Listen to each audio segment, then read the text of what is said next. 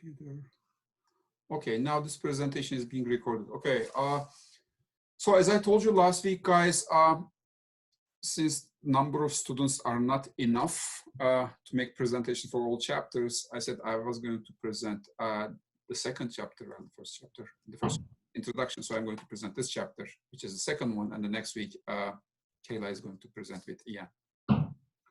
So this is mainly the introduction chapter of the book. And the whole idea of this introduction is to show you that average global GDP, which is the income of countries, has more or less been stable for 1800 years, more or less. Okay, so you see like from time zero to almost 1800s, the GDP of the country has not changed much, okay? Or maybe, I'm sorry, I should say GDP per person. More or less, it was something about $500 for 18 centuries. Around the 18th century, all of a sudden there was a jump, okay? So can you please guess what that jump was from? So what happened around like 1700 and 1800? Just, I'm pretty sure that you can guess it. Just think about it for a moment. So what happened to countries' GDP per person? GDP means gross domestic product, okay? So it's basically the income of countries. Income per person. Just the industrial age? Exactly. So it's the industrial production, okay? Industrial age. So this industrialization, or the beginning of industrialization, kind of made especially the big countries very rich. So starting from then on, in the last 2 centuries, okay, from 1800 to almost 2000 these days, the growth of GDP was exponential. So the people all of a sudden became rich, okay, countries especially. And that's why we had economics as a science, okay? Now that, before that, there was no science called economics, okay? Because there were no money to make a science about. So now we have economics as a science just because there was money around, there was wealth around, and that wealth should be analyzed and explored, okay? So once the economics emerged as a social science, so just don't forget the social science as a name, please. It's not a science, it's a social science. Well, mathematics as a science, it's like almost 4,000, 5,000 years old, okay? Physics is 2,000, 3,000 years old, okay? Economics or finance is just like a couple of hundreds, okay? Just maybe 200, maybe 300 years old, okay? By the way, I'm going to make a Kahoot at the end of the class. So try to follow those things, and then whoever wins the Kahoot will get a bonus for that, okay? By the way, are you still with me, guys? Yes, we're here. Okay, we're here. Because I can't somehow see your faces. Okay, now I do. Dan, it praises me. Thank you, Dan. Oh, why? Okay. So let's continue. So what happened after that? That's the main topic that I was planning to do today. So in the beginning, when I say in the beginning, I mean like around 1800 or 1700, okay? So economics was mainly shaped by a couple of big guys like Adam Smith and John Maynard Keynes. Those guys were basically based economic science on psychology, human psychology. They said, I mean, human psychology is important. It's not, we are not dealing with numbers. We are not dealing with machines or robots or nothing. So economics was mainly human-centered, okay? And one of the big books that Adam Smith wrote was called The Theory of Moral Sentiments. So the value of morality, human psychology, they were important. But all of a sudden, around the beginning of 1900, the lure of the success of mathematical physics, which is mainly because of Einstein, okay, he predicted several celestial events. And that's why it's just like it made economists jealous, okay? Meaning that we should convert economics to a more science than social science, okay? Just because physics was so successful, everybody was talking about Einstein's relativity theory, general relativity theory. He received Nobel Prize just because of a couple of his ideas about light. He proved that light is not a wave, it's just a couple of particles. Well, both. I mean, it's really interesting. So he proved that before Einstein, it was believed that the light that we see was assumed to be a wave. And Einstein proved that it's sometimes wave, sometimes particle. So it's both. It was just like really incredible. But anyway, so he was so successful with mathematics. And he, by the way, Einstein was doing all of these like scientific proofs, relativity theory, etc., on his desk. He didn't have an observatory. He didn't have a big laboratory, whatever. So he was doing it on his desk. So like economists were kind of like a little jealous. Just they said like we should do that. We should do the same thing too. Anyways, so because of all of this lure maybe or jealousy, economics became more mathematical in time. Okay, so here in the graph you see the number of equations per paper in economics arena. You see the graph, guys? We see it. Okay.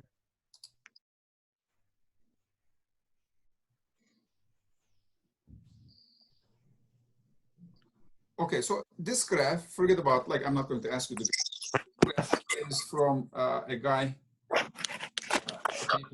So he showed, this graph shows the number of equations in economics papers in history. Okay, so around like 1, 2, 3, 4. Nowadays it's like almost 70 equations per paper, like academic papers. So it became more and more and more mathematical. Maybe still you don't get the point, but I'm going to connect it to our today's discussions, okay, daily discussion. So this mathematicality, let's say, okay, or this conversion to mathematics came up with ideas in economics. Okay, the main idea was basically humans should be rational. Okay, so in economics, still starting in the beginning of 1900, most of the economists still assume that people are rational. So can anybody come up with an idea what rationality means? So when I say rational, what does it mean?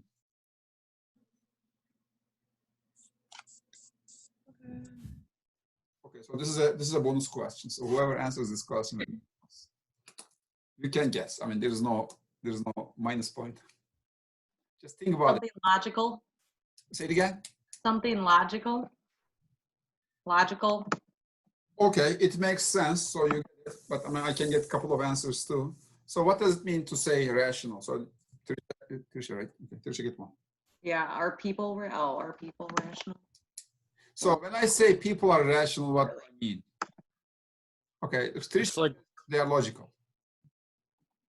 yeah, they look at the options and they make the choice that makes the most sense, right?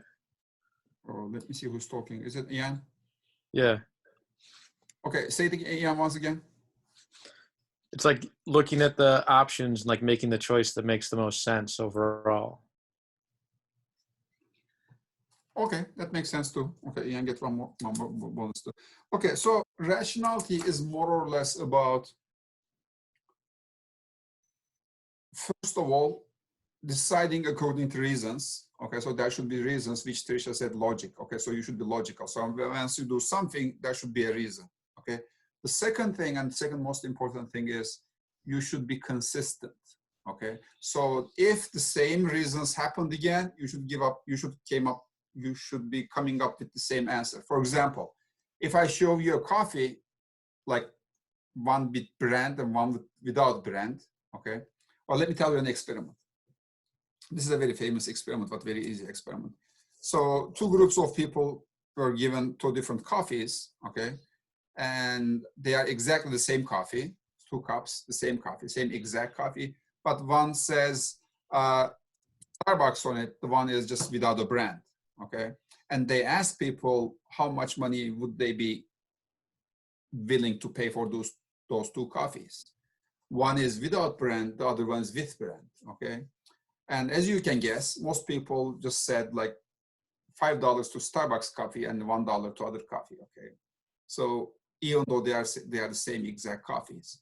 So there's reason, but they are not consistent. Okay, so you can fool people. People can be fooled. Okay, so that's why I put this Homer Simpson here, which is my favorite character. I really like him, love him. I love his stupidity. Okay, so that's the best way to put. Okay, so this is, I'm talking about before crisis. So this happened in 1900. Let's go back. In 1800, there were human psychology, morality, etc. In 1900, we had now rationality mostly because of physics, mathematics, and Einstein. So the economics we have right now is mainly based on the idea of rationality. Okay, there's a very famous hypothesis called efficient market hypothesis in finance and economics mostly. I'm not going to go into the detail, but just get these three ideas, okay? This hypothesis says that peoples are rational, okay? Investors are rational, so everybody is rational. And because they are all rational, there can't be any price bubbles, okay? Why? Just because if people are rational and there's an asset price bubble, say house prices are far higher, let's say the other way around. Assume that the house prices are far lower than they should be, okay? So house prices in Rockford should be around $50,000 and it's average, the real price is average, I'm sorry, I'm correcting my example. So the Rockford, house prices in Rockford is around, at the average is $50,000. But you think that it should be around $200,000. So what would you do?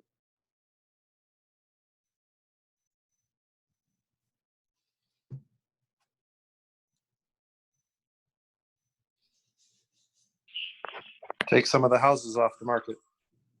Say it again? Take some houses off the market. No, I And the mean, price go up. you're a person, okay? You're a guy, okay? So you have, the average house price is $50,000 right now in Rockford. And you have money and you think that it should be around $200,000. So what would you do? People would buy up all those houses. Yeah, People would just invest buy it, right? If the houses are undervalued, just buy it, okay? Or if other way around, if they are overvalued, just sell them, right? So what I'm saying here is, if investors are rational, there can't be bubbles, okay? Because if there's a bubble, if everything is overpriced, okay, and if every single person is rational, then they would sell it and the house prices would go down immediately, okay? So bottom line is there can't be asset bubbles, okay? There can't be house price bubbles. That's what economics says, okay? I'm not saying that it's the reality. The economics as a science, as a social science, says that that's how it is. But we have 2008 crisis. So this is, the white line shows the house prices, okay? So the white line here shows the house prices. So it almost doubled in 10 years, okay? From 1997 to 2006, the average house price increase was more than 100%. So which means that they doubled, okay? So this is more or less like 10, 11% return per year, okay? But if you had a house in 1996, you would have made 10 or 12% per year for 10 years, which is incredible. I mean, you are living in the United States, saving deposits is less than 0.5%, not even 1%. But house prices paid you like 10%, 12%, which is incredible. Does that make sense? Makes sense. I'm going back, I'm combining all of these dots. Okay, the first dot is economics says that this can't happen. But in reality, it happened, okay? Still, guys, it sounds stupid probably. It will sound stupid to some of you, maybe, at least to me. Economics as a social science still, as of now, like 80% of the economists assume or claim that there can't be asset bubbles. There can't be a bubble in house prices. And then what is this then? Like, what happened in 2008 then? Right? Does that make sense? Okay, so this is more or less what happened before 2008. Now I'm going to show you a very video. Let's go to YouTube. I'm going to show you an elevator experiment.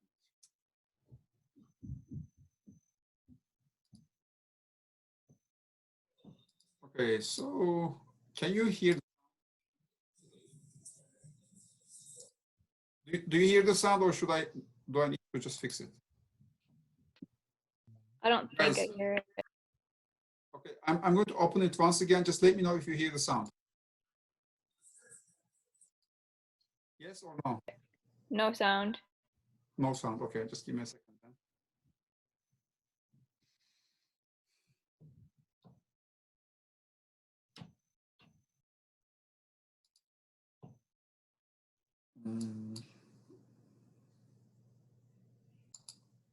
Okay, how about now? Without even thinking. Yes? Yes, a bit good. Here. Okay, so this is a very basic, very simple experiment which I want to show you. Please watch it for 2 minutes and then let's discuss. So you walk into an elevator and naturally you turn and face the door, right? It's just what we do without even thinking.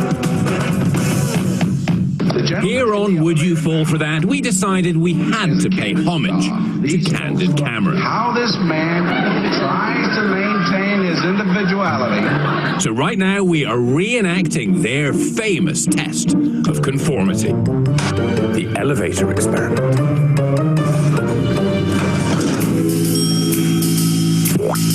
So we found a nice elevator at the Juilliard School and gathered our Would You Fall for That staff. If we turned to face the back of the elevator, would others follow?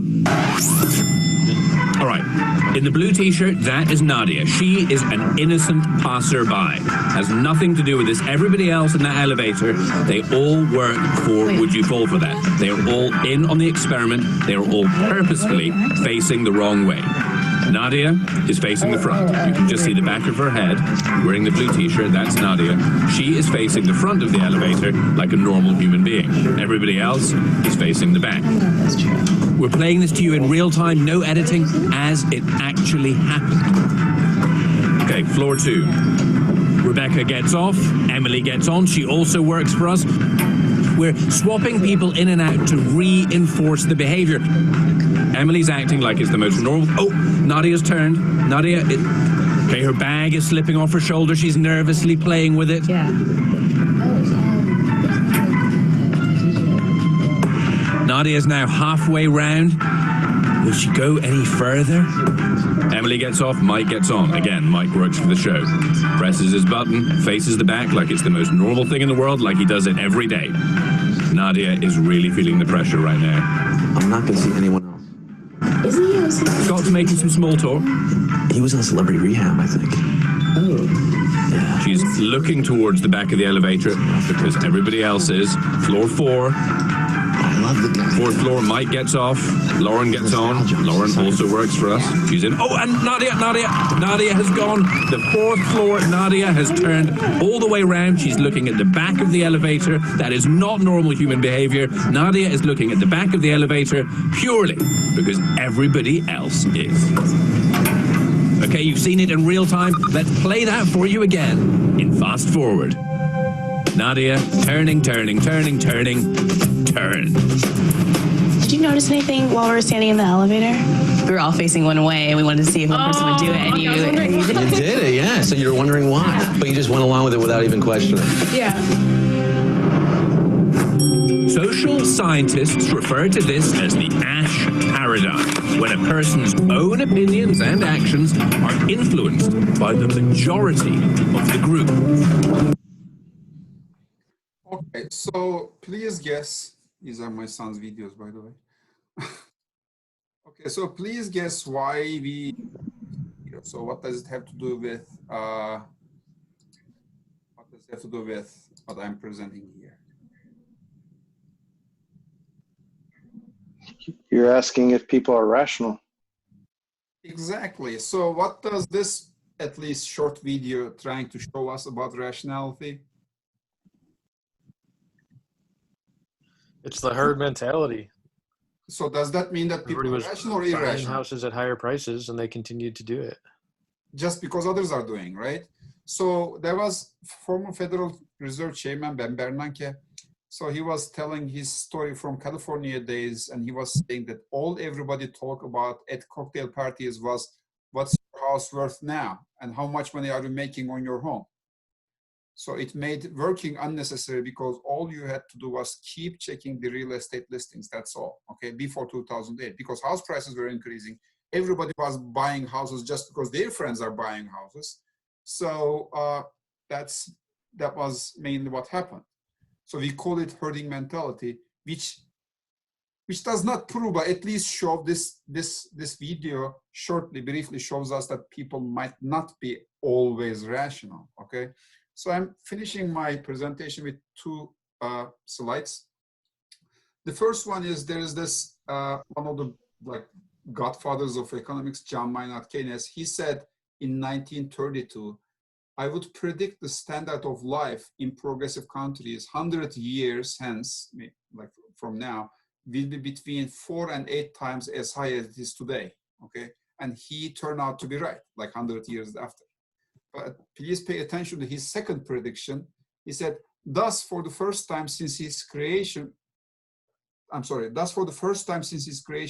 man will be faced with his permanent problem, how to use his freedom from pressing economic cares, how to occupy leisure, to live wisely and agreeably and well. So he was predicting that we will be rich, and just because everybody was rich, we are going to have more leisure time. Okay, just because you are rich, so you make 8 times more than 100 years ago. And now, since you are so much rich, you would have more time. Okay, you won't work as much as they did in history. But that's not what happened. Okay, look at this US household debt, please. So the blue line shows the US household debt from 2000, okay, from 2000 here, which was 50%. Okay, you see the graph here? So please look at the right chart here. So it was around 50% of your GDP, of your income. Now it is, when I say now, I mean before the crisis, 2008, the household debt of American people with respect to their income climbed to almost 90%. Okay, so once you get rich, you will become more indebted, interestingly, which also shows that people are not as rational as the economics theory predicts. So, well, I'm done with my points. Did you able to get what I am trying to talk? Okay, can somebody summarize what's going on in a couple of sentences, and then you'll go to Kahoot.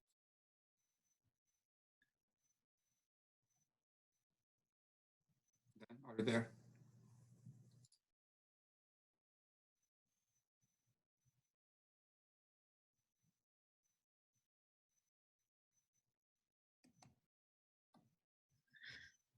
Okay, let me ask you a couple of questions. Okay, my first question is, what does economics assume about the people's behavior?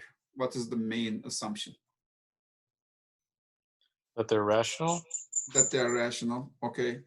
And was it, okay, second question, was it like that in 1800s? Like during the start of the economics as a social science? Was it like that before?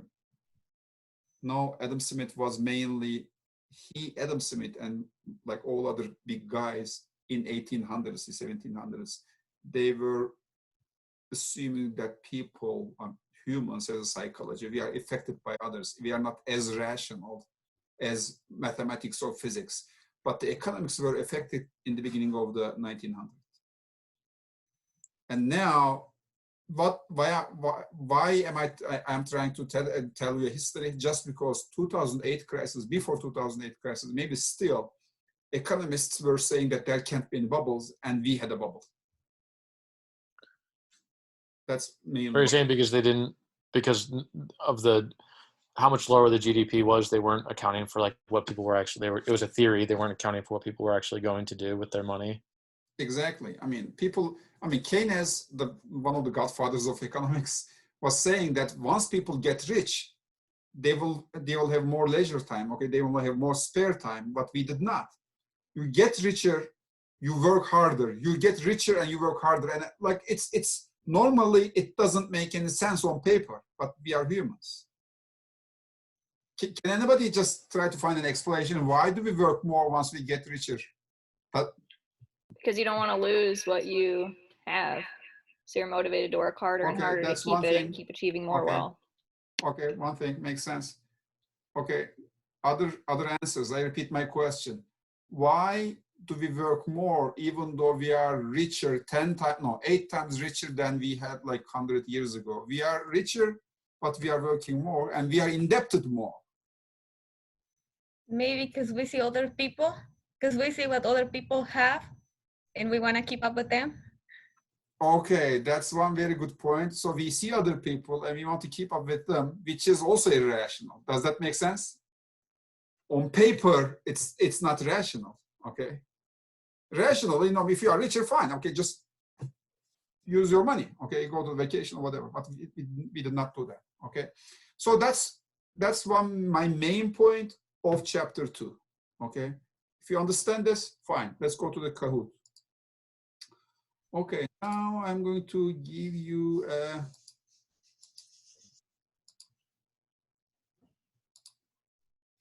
so do you know what Kahoot is? Did you play it before? Okay, go to kahoot.it.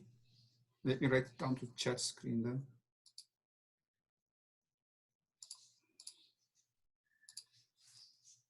Trisha, are you laughing at us? Kahoot.it. Who played it before? Never played it before. Who played it before? Anybody? Nobody? Oh, okay. Never. No. I can fool you.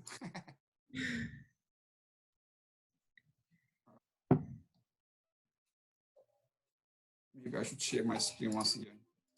Okay, go to kahoot.it and write this in on the screen.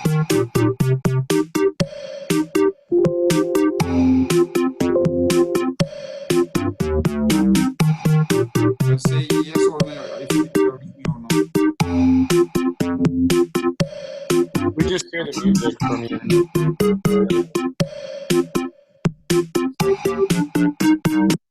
Say it again. Should I turn the music off? Yeah, it's good now. Yeah, it's better with the music off. Okay, I'm sorry. So did you get the web page? Yeah.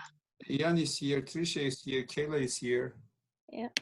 So now you will have a couple of questions, okay, maybe 5 or 4 questions about what I presented here. Whoever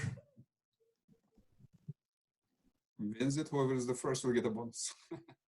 I will give a chocolate. Okay, let's see, Teresa is here. Dan, where are you?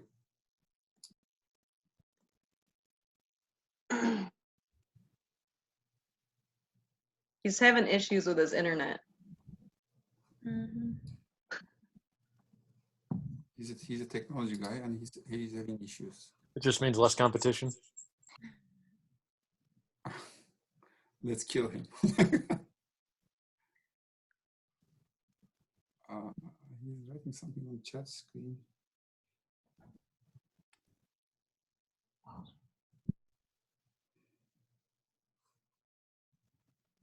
Dan?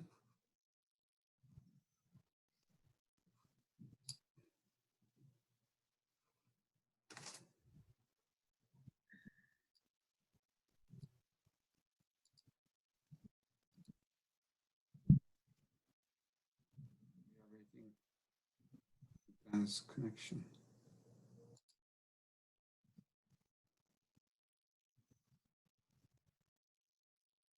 Okay, you are going to see the questions on my screen and answer from your screens, okay? Let's see who's going to be first. We are waiting the technology guy to get connected. Dan, are you there?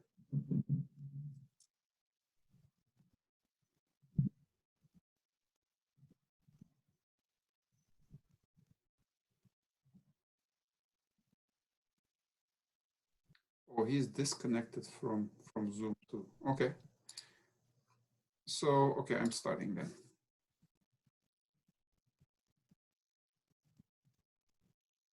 You'll have 6 questions.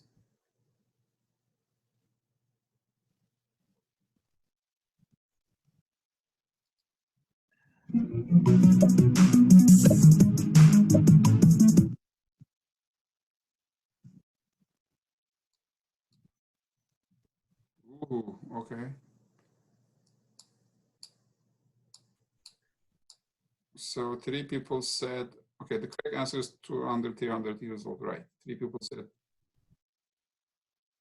chose the correct answer. 1 people chose 500, 600 years. Let's see. Okay, Ian is the first. Trisha and Kayla goes second and third. Teresa is, she missed the question. Oh my gosh, I'm the only one. You're going to fail. Oh man, I'll get the next one. Okay, so which sciences influenced economics the most in the first half of the 20th?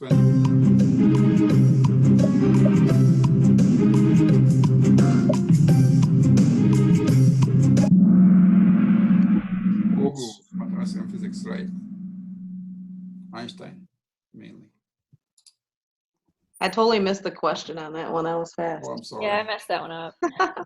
Okay, fine. Still got it Teresa, right, now though. you're third. Okay, now. That's not fair. Trisha's played this before. I have not. What, it's not fair, why? Trisha has played this before. I'm just kidding. No, I'm kidding.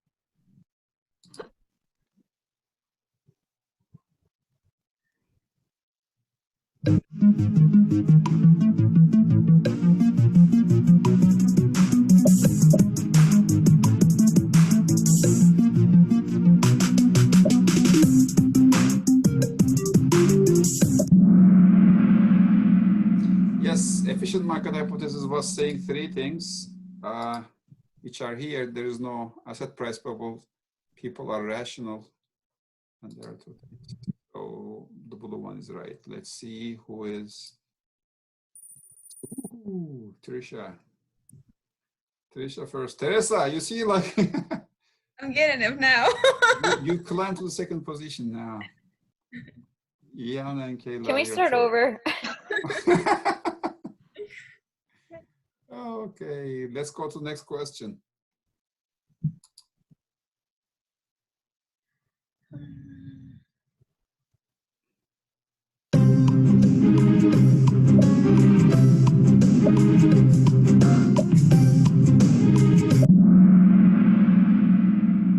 only 1 person said decrease, everybody says increase, which is right. Okay, let's I see. just tried to make you guys do a little better on your scores. Thank you. Yeah. I really appreciate it. I need that. So Oh yeah, and the speed matters. So Trisha is still the first. Teresa is just following her. Now I think this is the last question. I think. No, it's the 5th one. Okay, predicted this. Ooh,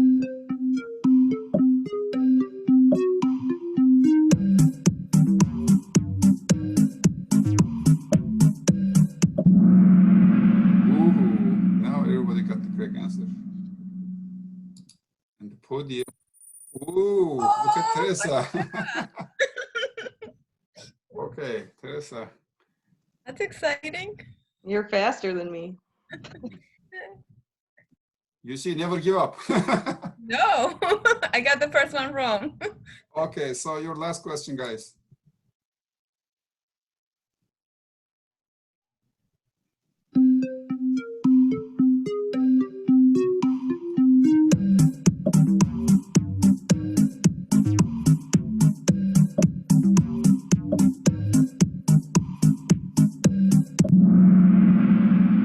Okay, only 1 person missed the question. Let's see who she is or he is. Now the podium. Ian the 3rd. Ian and Kayla. Oh, look at Kayla and Ian. They climb. And the first one is Teresa. Oh my gosh.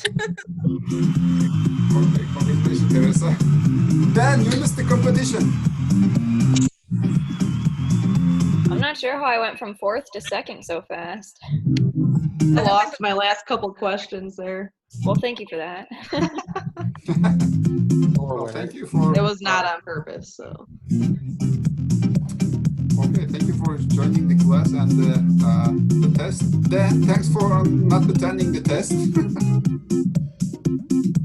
So we kind of increased the competition. Okay, guys, so that's more or less all about chapter 2 and today's class. Do you have any questions?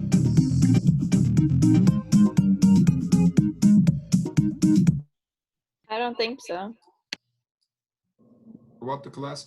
Okay, so let me show you what you are supposed to do this week. I have to close this, otherwise it will continue making the sound. Okay, so this week, next week, which is June 30. No, I'm sorry. So this is this week. So this week you are supposed to join this discussion, which is about rationality. Okay. So I'm asking you to read the chapter, which is like, I think 10 pages or whatever, and write your, well, I mainly presented you this chapter. So I'm asking you to answer this question. Okay. So do you think humans are rational, and why not? So how rational are you? Okay. Please give specific examples. Don't say that I'm rational, I'm not. Just don't leave it as it is, okay? Just give specific examples. Say, I'm rational just because of those things. I'm not rational because of those things. There's no correct answer to this question, okay? So it's totally up to you, okay? So try to personalize your answer, please. Okay, there are a couple of bonus questions, not the bonus opportunities. Any correction recommendation for the book, as well as any movie recommendation about the rationality is rewarded with an extra bonus point, okay? So that's all about this week. So this week you are only supposed to join this discussion, and Ian and Kayla is supposed to present next week, which is the 3rd chapter. Ian and Teresa Ian and Kayla, did you able to get the book from the link? Yeah. Yep. It works for both of us. Okay. Do you have any issues with downloading, finding, reading, whatever? Anybody? No, I don't think so. It's working good. Well, I'm done. If you have any questions, just ask me now, or stay silent for one more week. Okay, guys. Thanks for coming. Teresa, congratulations for your bonus. Thank you. I'm looking forward to read your new discussions, guys. All right. Thanks. Have a good night. Okay. Have a great day. Good night. All right.